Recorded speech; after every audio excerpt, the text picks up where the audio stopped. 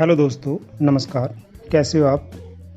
I think के एक और एपिसोड को लेके मैं आज हाजिर हूँ।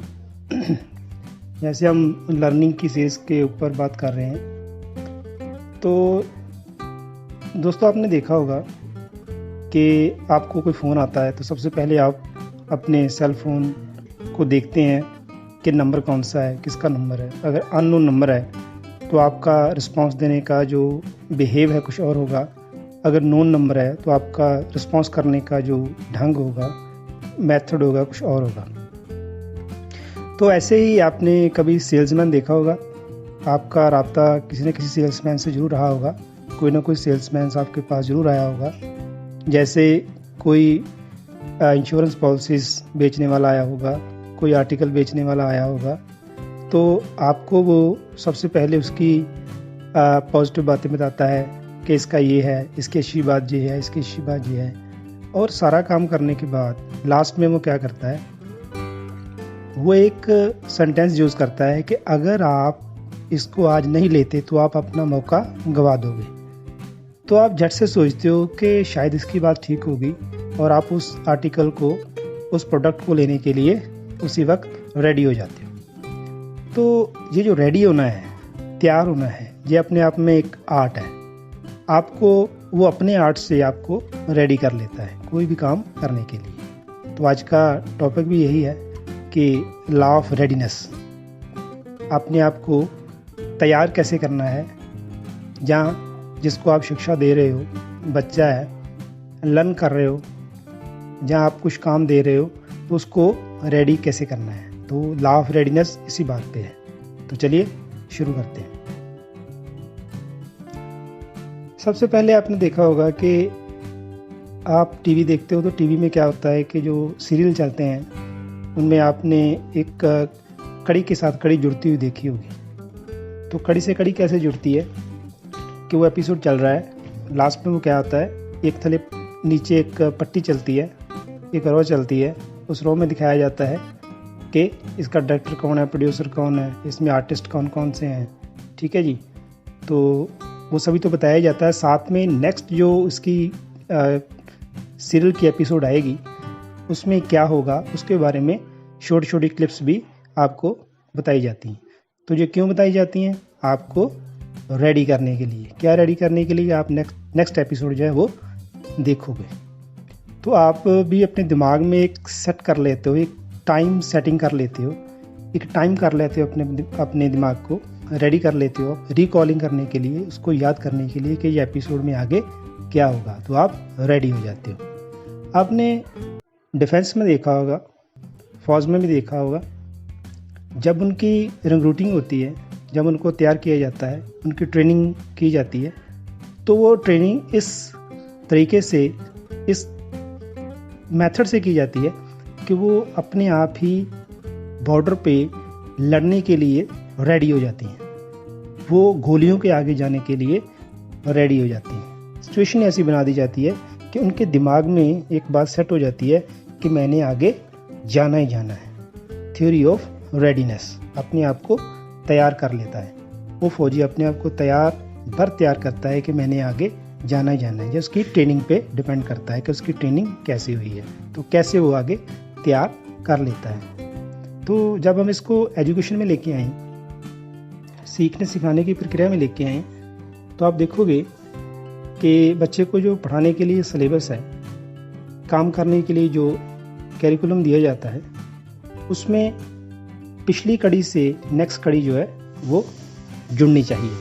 अगर पीछे जो करवाया गया है, आगे जो बच्चा करेगा, अगर उसको पता ही नहीं होगा कि पीछे जो मेरे अध्यापक ने, मेरे टीचर ने क्या करवाया, तो आगे वो कैसे उसको लेके जाएगा, तो ये असंभव हो जाएगा। तो कड़ी से कड़ी जोड़ना बहुत ज़रूरी हो जाता है। तो इसमें क्या है कि सबसे पहले आपको इंटरेस्ट क्रिएट करना होगा, तभी जो है लॉ ऑफ रेडीनेस काम करेगा। मीन्स कि उसको तैयार करना होगा, उसका इंटरेस्ट पढ़ना होगा, उसके इंटरेस्ट के हिसाब से जो है सिलेबस को मॉडिफाई करके उसके हिसाब से आगे असेंबल करके उसको पेश करना होगा। तो ये था लॉ ऑफ रेडीनेस। तो इस लॉ के जो कुछ एजुकेशन इम्प्लीकेशन है वो मैं आपके साथ शेयर करने जा रहा हूँ। तो ध्यान से सुनिए। सबसे पहला जो इम्प्लीकेशन है शिक्षा के स्तंभ के ऊपर जाकर के ये कैसे अप्लाई होता है, तो सबसे पहला है कि इंटरेस्ट और रेडनेस का आपस में कड़ा रिश्ता जुड़ा होता है, एक गहरा रिलेशनशिप है। आप किसी आदमी को तभी किसी काम के लिए तैयार कर पाते हो जब उसका इंटरेस्ट उसकी तरफ हो। तो सबसे पहले आप क्या करोगे कि उसका जो इंटरेस्ट है उसको देखोगे। आप ये भी कह सकते हो कि हर बच्चे का इंटरेस्ट तो अलग अलग होगा, कोई भी बच्चा पढ़ने के लिए तैयार नहीं होगा। नहीं, ये बात नहीं, आपने सिलेबस और कैरिकुलम को देखना है। तो एजुकेशन मदद करती है कि इंटरेस्ट और रेडनेस को आपस में जोड़ती है, जोड़ के अपना जो ऑब्जेक्टिव है वो कंप्लीट करवाती है। तो जैसे मैंने आपको बताया कि पिछले सिलेबस में जो करवाया गया उसको आगे जोड़ना था, तो ऐसे ही इस कड़ी में पिछले सिलेबस को जो अब करवाने जा रहे हो उसके साथ जोड़ना अति अनिवार्य है, तभी वो काम कर पाएगा। तो ये पहली एजुकेशन इम्प्लीकेशन है। सेकंड की बात कर लेते हैं, क्यूरियोसिटी। आपने बच्चे में क्यूरियोसिटी पैदा करने के लिए वो सारे ढंग यूज़ करने हैं, वो सारे मेथड यूज़ करने हैं जो मेथड उसके लिए बने हुए हैं। आप ये कहोगे कि ये क्या बात हुई, कौन से बच्चे के लिए कौन सा मेथड बना है, ये कैसे जान पाएंगे। तो इसका सबसे सरल ढंग ये है कि आप जो भी सिलेबस करवा रहे हो, मान लो आप साइंस करवा रहे हो, साइंस के साथ एक्सपेरिमेंट जुड़ा हुआ है, उन बच्चे में क्यूरियोसिटी पैदा करने के लिए आपको एक्सपेरिमेंट करके बताना होगा और इस तरह से एक्सपेरिमेंट को तैयार करना होगा कि बच्चे की क्यूरियोसिटी अपने आप पैदा हो, बच्चे में उत्तेजना पैदा हो, बच्चा मोटिवेट हो जाए कि ये मैंने जो थ्योरी में किया है इसका प्रैक्टिकल एक्सपेरिमेंट ये है। आप मैकेनिकल क्षेत्र में जाएं तो उसी में भी ये है, एक कड़ी से दूसरी कड़ी जोड़ के क्यूरियोसिटी पैदा की जा सकती है। नेक्स्ट, तीसरी जो एजुकेशन इम्प्लीकेशन है वो है गोल अचीवमेंट। हमें गोल अचीवमेंट करने में कुछ भी हम पढ़ा रहे हैं उसको आखिर तक ले जाने के लिए, उसमें सफल होने के लिए ये काम बहुत अच्छी तरह से करता है। लॉ ऑफ रेडनेस जो है, तैयारी का जो सिद्धांत है, ये बहुत ज़्यादा बड़ा रोल अदा करता है। हम गोल इजीली अचीव कर सकते हैं अगर हमने इसकी प्लानिंग बहुत अच्छे से की हो। चौथा सबसे बड़ा जो इसमें फ़ायदा है एजुकेशन सिस्टम में अप्लाई होता है वो है लेस प्लानिंग। आपको बहुत कम प्लानिंग करनी पड़ती है। कैसे कम प्लानिंग करनी पड़ती है? अगर मान लो किसी को आपने इंटरेस्ट क्रिएट कर दिया, रेडी कर लिया किसी काम के लिए, तो 1/2 यानी कि हाफ आपने अचीवमेंट पहले ही कर ली, तो आपको ज़्यादा प्लानिंग करने की ज़रूरत नहीं पड़ेगी। आपको सिर्फ उसको रेडी करना है। रेडी करने के मेथड जो है वो यूज़ करने हैं, इंटरेस्ट पैदा करने के लिए, क्यूरियोसिटी पैदा करने के लिए मेथड यूज़ करने होंगे। तो इससे क्या होगा कि हमको प्लानिंग बहुत ज़्यादा कम करनी पड़ेगी। नेक्स्ट हम फिफ्थ की बात करते हैं कि फिफ्थ इसका जो है एजुकेशन इम्प्लीकेशन में क्या निकल के आता है, तो लेस टाइम कंज्यूमिंग मेथड है ये। लेस टाइम कंज्यूमिंग का मतलब यहाँ पर ये है कि बहुत कम समय में हम कोई भी काम जो है करवा सकते हैं। अगर हम किसी बच्चे को अपनी क्लास को मोटिव के लिए जो करवा रहे हैं हम उसके लिए तैयार कर पाते हैं तो बहुत कम समय लगने वाला है। और कोई भी आप कोई भी मेथड यूज़ करते हो तो उसके लिए प्रॉपर प्लानिंग करनी पड़ती है। कैसे गोल अचीव होगा, 1 बाय 1 करके उसको स्टेजेस क्रॉस करनी होगी। लेकिन इस मेथड में अगर आपने रेडी कर लिया, बच्चे को पढ़ने के लिए तैयार कर लिया, तो आपको टाइम बहुत कम से कम जो है कंज्यूम करना होगा और टाइम कम लगेगा। 6 इसकी इम्प्लीकेशन देखें तो बोथ साइड सेटिस्फेक्शन होती है।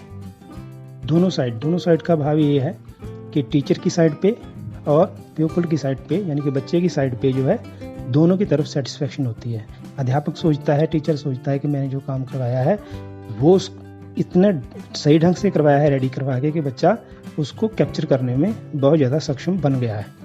और प्यूपल बच्चा जो स्टूडेंट ये सोचता है कि जो मुझे काम करवाया गया है, जो मुझे लर्न करवाया गया है, जो मुझे बताया गया है, जो भी सिलेबस करवाया गया है, जो भी टॉपिक करवाया गया है, वो इस ढंग से मुझे करवाया है कि मैं पूरी तरह से सेटिस्फाई हो गया हूँ। तो 6 इसकी इम्प्लीकेशन ये है। लास्ट इम्प्लीकेशन की बात करते हैं तो वो है बाइंड रिलेशनशिप। अध्यापक और स्टूडेंट एक बहुत अच्छे रिश्ते में बंध जाते हैं। वो कैसे?